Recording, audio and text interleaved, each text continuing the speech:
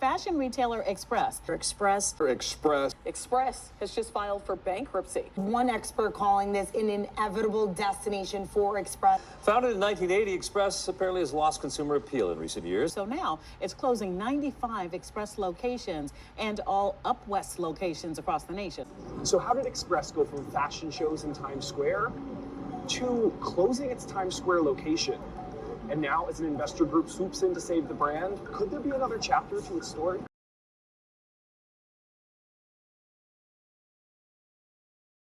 Hi, my name is Colby McAmoyle. Hello everyone, my name is Hunter Payne. Hi, my name is Austin Davis. My name is Nick Pucci. Hi, my name is Carmelo Incorvaya. Just to get into a brief introduction of our company, Express Inc. is an American fashion retailer known for its stylish and affordable apparel targeting a young audience. Founded in 1980, the company quickly gained popularity by offering office and casual wear, expanding its presence across the U.S. through e-commerce platforms. We'll examine the key challenges Express Inc. has encountered through evaluations of its financial instability and high level of competition, and we'll also explore potential solutions to revitalize the brand. Starting off with Workbook 1, I'll cover the mission, vision, and value statements, as well as a history. I'll start off with the mission of the company, highlighted by the mission statement. We create confidence, we inspire self-expression. Express has a customer demographic of both male and female consumers, those of which are typically a younger audience. The ideal Express Inc. customer is interested in fashion and creativity while still maintaining a casual lifestyle. They also need clothes that will account for more than just one day's work, offering multifunctionality that gives more than one outfit to choose from within one set of clothing. Express satisfied this customer base and their apparent needs by creating and retailing apparel that was stylish, affordable, and versatile, with the goal in mind of appealing to their younger demographic. With both online stores and physical locations, ease of access was a major emphasis, allowing for consumers to access these clothes from anywhere at any time. All of their philosophies regarding their company objectives centralized around creating modern clothes that were both high fashion and affordable. They wanted to innovate the clothing industry and look to the future in their stylization choices while maintaining the reliability of price-friendly apparel to the everyday consumer. The vision statement Express goes by is we edit the best of now for real-life versatility, followed by the value statement of express yourself, express together, and express success. Regarding history prior to the past 5 years, Express, as I mentioned before, was founded in 1980 as Limited Express. Started as a division of the Limited Inc., focusing on women's fashion.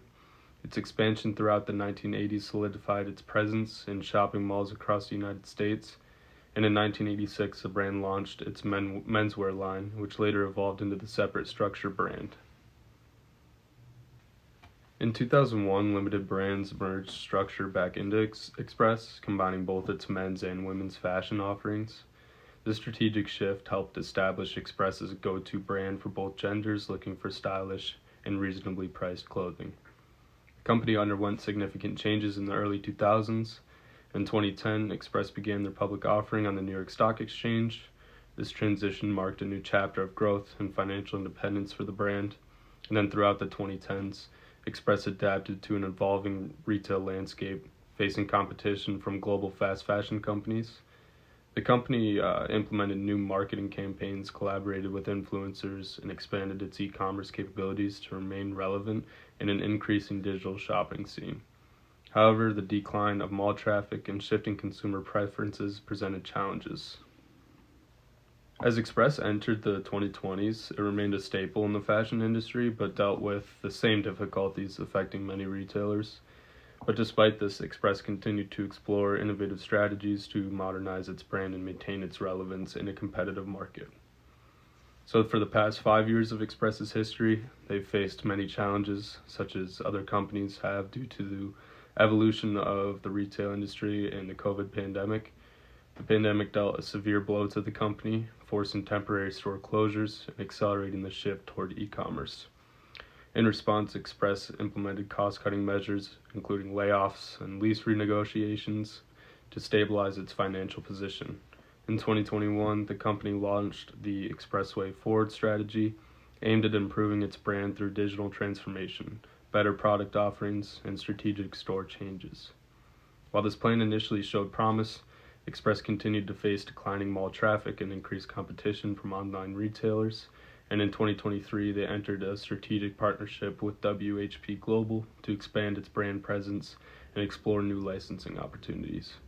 However, financial instability continued, and in April 2024, the company filed for Chapter 11 bankruptcy protection.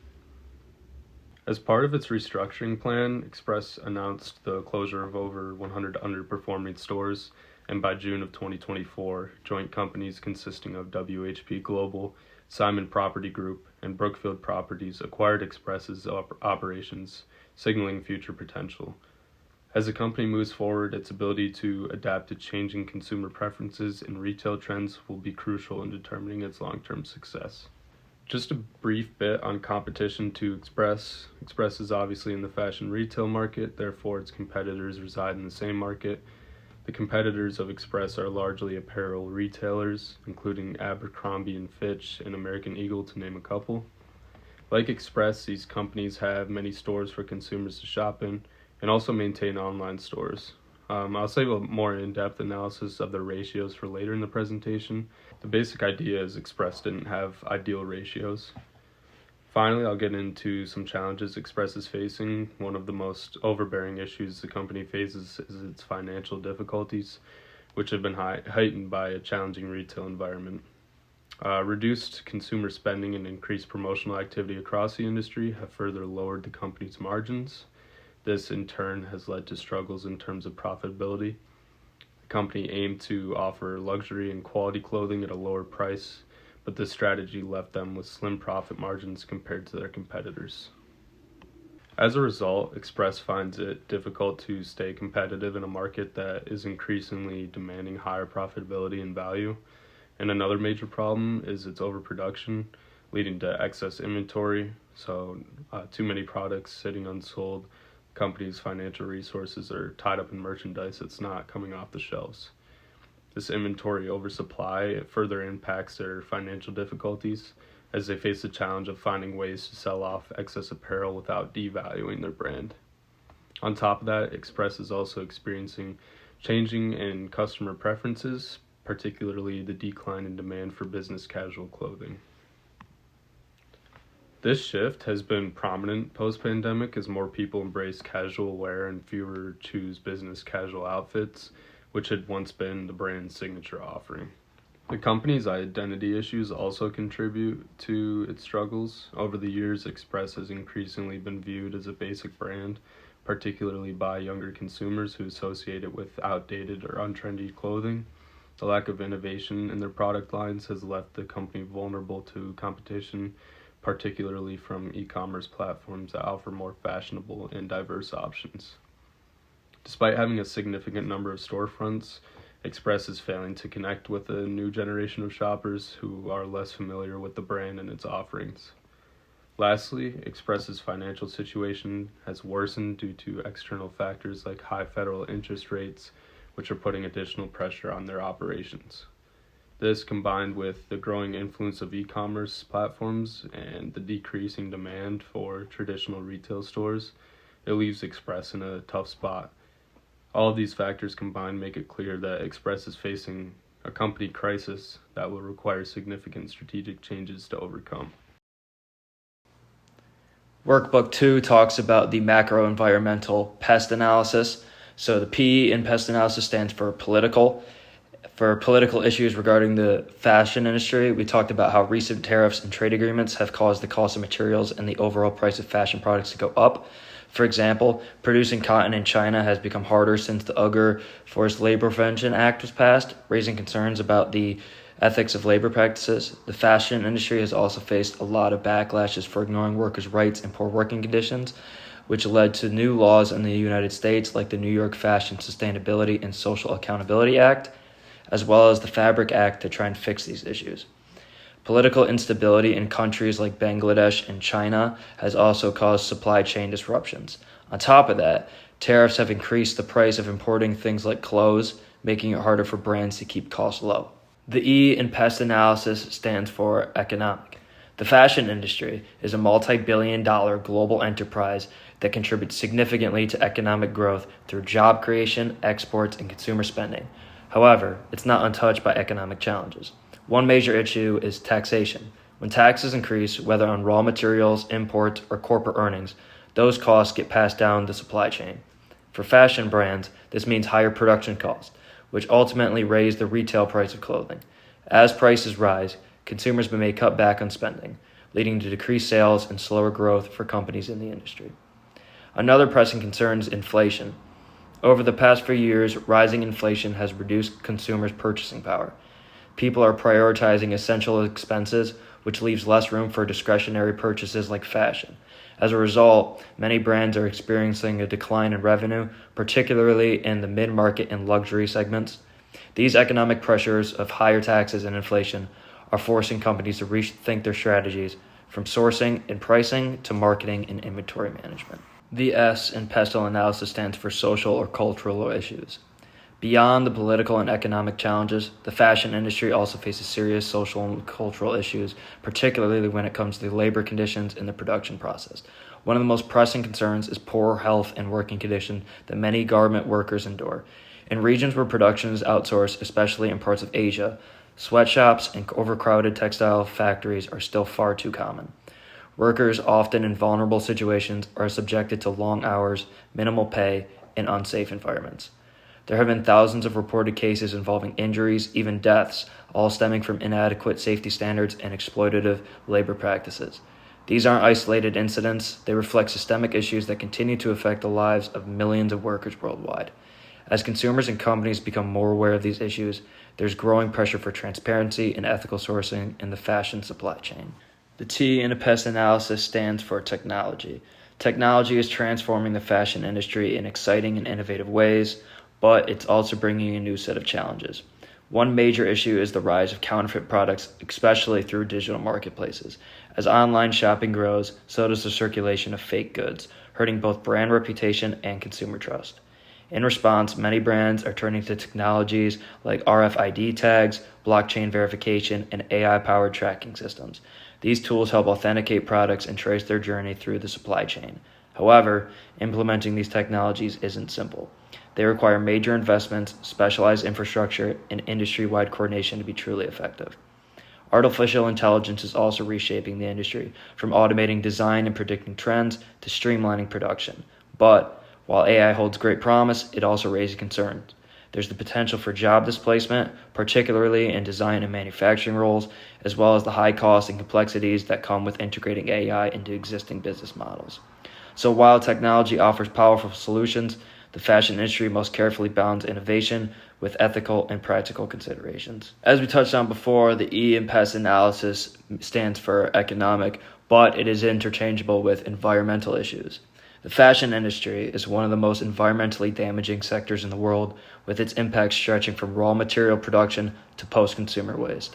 A major issue lies in the widespread use of synthetic fibers like polyester, nylon, and acrylic. These materials are made from petroleum, meaning their production consumes large amounts of energy and emits significant greenhouse gases.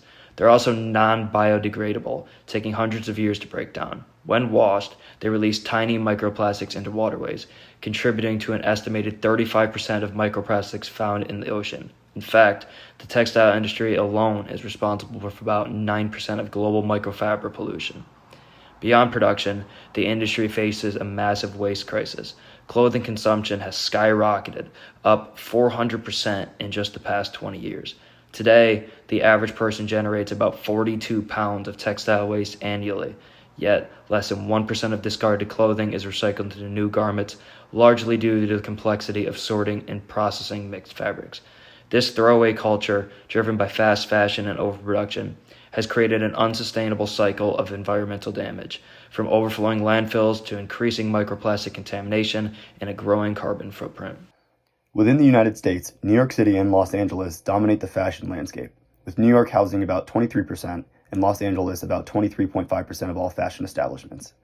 Together, these hubs account for nearly half of the nation's fashion business presence, with Miami emerging as a new cultural and competitive center. In this environment, competition is fierce. Brands like Gap, Abercrombie & Fitch, Nordstrom, and TJX fiercely battle for market share, while substitutes such as Target, Walmart, Banana Republic, and ASOS add further pressure. Globally, it's estimated that over 100 billion items of clothing are produced each year, with competition pushing quantity higher, but at times quality lower. Several major forces are reshaping the competitive landscape. Rivalry is extremely high, with established brands offering overlapping products and customers facing little switching costs between options. Buyer power has dramatically increased as consumers, especially millennials and Gen Z, use social media and influencer marketing to shape demand and dictate trends. New entrants like Shein, with posted revenues rising from $3.5 billion in 2019 to over $32 billion in 2023, have proven how disruptive, agile, tech-savvy brands can be. While suppliers in general have lower bargaining power due to the abundance of third-world manufacturers, specialized suppliers in luxury and sustainable fashion segments still exert notable influence. Today's consumer is reshaping the industry with a clear preference for modern, comfortable, and casual clothing that blends lifestyle with professional needs. Consumers aged 25 to 44, the industry's largest demographic, seek both functionality and style. Athleisure wear, casual office styles, and comfort-driven designs now dominate, reflecting the rise of remote and hybrid work. Meanwhile, sustainability has become a priority. Nearly 1/3 of consumers are willing to pay more for eco-friendly and ethically produced fashion. Technology, from AI-based style to recommendations to augmented reality try-ons, is rapidly transforming the way fashion is marketed and sold, helping brands better predict, personalize, and fulfill consumer desires. Although the industry is innovating quickly, it faces serious environmental and ethical threats. The fashion industry produces 20% of global wastewater and contributes significantly to textile waste, with millions of tons of clothing discarded each year. Fast fashion's overproduction has led to 4 times as many clothing purchases compared to just 20 years ago, accelerating landfill growth and pollution. At the same time, labor abuses in supply chains, particularly in regions with weak regulation, continue to erode consumer trust. As a result, government regulations like the Uyghur Forced Labor Prevention Act and heightened sustainability standards are forcing brands to clean up operations if they hope to remain competitive and credible. The fashion industry stands at a pivotal moment where technological agility, ethical responsibility, and consumer-centric innovation are critical for success. Brands that can differentiate through sustainability, digital transformation, and authentic brand storytelling will outperform those clinging to outdated models. In a market defined by saturation, environmental urgency, and rapidly evolving consumer tastes, the winners will be those who can innovate continuously while staying true to the deeper values that today's consumers demand. And I'm going to be going over our 6th and 7th workbooks, which discuss our internal analysis along with our internal and external factor evaluations. So the first part that we're going to be looking at is our internal analysis. We're going to start off by identifying our biggest strengths and weaknesses. So to start off with weaknesses, Express has a heavy reliance on debt. Along with that, interest rates are rising, which is decreasing the overall value of their debt, which is making it harder for the company to recover financially. Long term, this is not a sustainable business model, and they need to resolve this as soon as possible. They also have a weak digital footprint and strategy.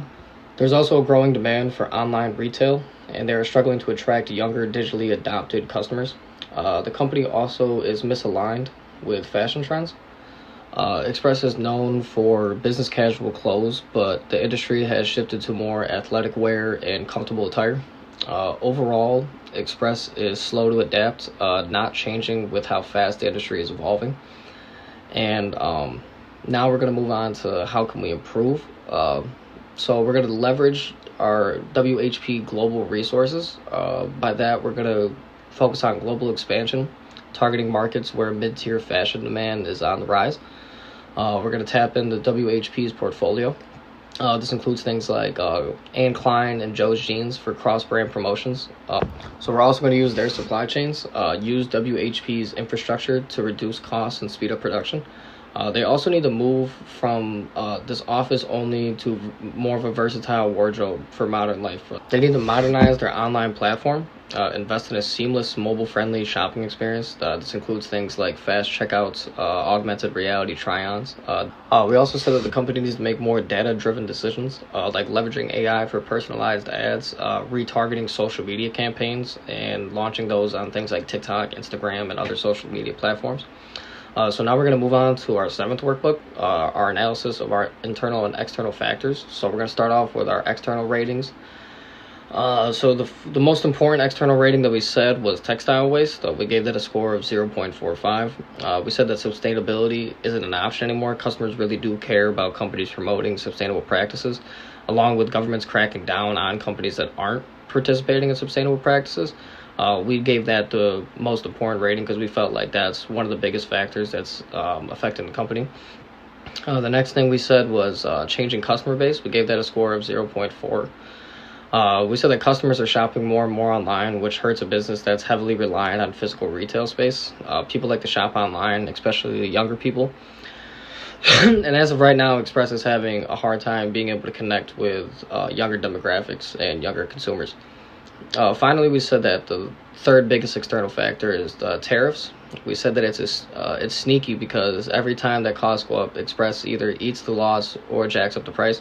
Neither option works long term. Meanwhile, brands are using local suppliers and are undercutting them left and right. Finally, moving on to our internal factor evaluation. So for our biggest internal factor, we said that our WHP partnership is going to be our most valuable. We gave that a rating of 0.6. We said that this is massive because we're talking fresh funding, industry expertise, and doors opening internationally. This can completely change Express trajectory if they play it right. We also said that they have a quality that nobody knows about. We gave this a score of 0.2. We said that they need to produce more quality and play into their identity of making quality products, but maybe lowering the price so people don't feel like they're paying a premium for something that isn't necessarily designer. And to conclude with our third point, we said that our social media presence is severely lacking, and that we need to improve on our digital footprint and boost engagement with younger demographics and younger consumers, and figure out a way to play into that more. So, in conclusion, what needs to happen? First thing is sustainability. Like I said, this isn't an option anymore. There needs to be more visible eco-incentives. Also, they need to evolve their product mix. They need less business casual wear, and play more into athletic and comfortable attire. And third, they need to leverage their WHP partnership. This could lead to things like new markets, fresh ideas, better operations, and getting someone to better assist them going forward. Lastly, we said that they need to improve their social media. Their absence from social media is costing them a generation of customers and consumers. So when looking at a company like Express and thinking of ways to operate moving forward for them, an easy way to do this would be to first conduct a SWOT analysis of the company and determine strategies for them based on their own strengths, weaknesses, threats, and opportunities that they already have. For Express specifically, there were 4 main strategies that we believed would benefit them in what is a very dynamic fashion and apparel industry that could easily see Express regain some of their market share if they make the right necessary changes. The first strategy would be to take advantage of their partnership networking and cooperative opportunities that newer entrants would not have access to, which in simpler terms just means take advantage of the elevated position that they already have within the industry. This would utilize the strengths of Express already having an established name as well as having large partners like WHP Global, while also addressing a threat of theirs in newer entrants in companies like Shein that are just now entering the industry.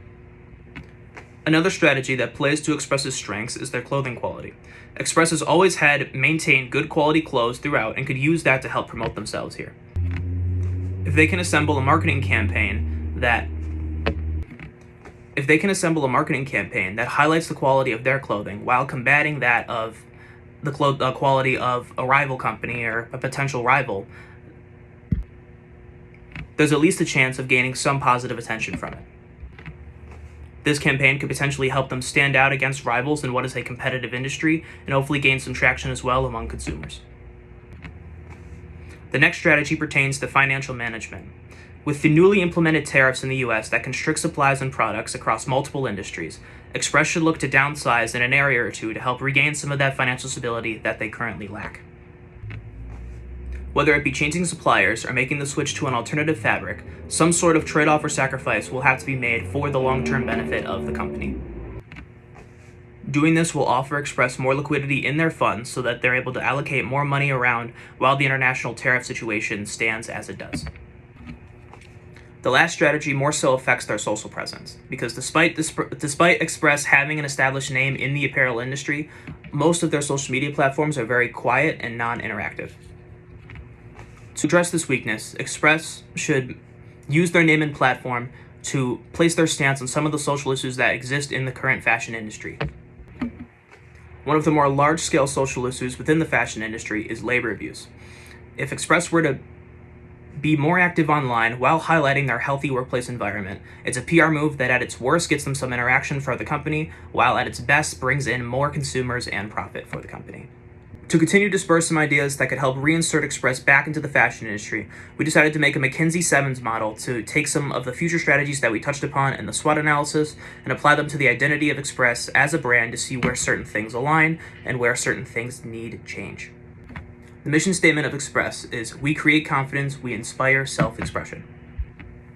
And from the strategies made earlier, some of the shared values that we believe Express should have moving forward is that they must look for ways to improve the company internally so that they can deliver successfully on their mission externally. Now, with this established, it raises the question of how Express should look to enforce this. How does Express create a new identity for itself while staying true to its mission statement? Using the McKinsey-Sevens model, we believe that the 5 S's should summarize the mindset of how Express should look to salvage and potentially save their company moving forward. When discussing structure, Express should be looking to discard the structure of old that led them here and rebuild with new ideals that focus on the future more. Whether that requires a change in management or some more intense internal work, Express needs a change in this area in order to see any real major improvements. In terms of systems, Express should be looking to upgrade wherever they can, with a constant need to reassess to ensure that they remain as modern as possible. Now, a lack of funds is going to serve as an issue in this goal initially, but as long as Express can make upgrades while also being financially responsible, I do feel this goal can be achieved. For skills, Express should be looking to develop faculty from within, with this best applying to their current social media presence and lack thereof. Express should be looking to enhance certain departments like their social media team as opposed to maintaining what's been strong for them previously, as what's been strong for them previously has not been conducive to long-term success. Now, style is going to be an important aspect to consider, knowing what industry that we're in here. In terms of Express's physical style, they're going to need to make a decision on whether they want their identity going forward to remain affordable business casual clothing, or if they're going to look to head into a different, more popular direction stylistically. In terms of style in reference to culture, I believe that Express, in my opinion, should try to adopt a younger culture internally to match their target audience of young adults. Lastly, for staff, this is where Express having a large amount of partnerships and connections is really going to come in handy for them. Express is going to need to use the full extent of their network and networking ability to try and find staff that are going to both jive well and contribute to the new environment that they should be trying to build here in order to find success.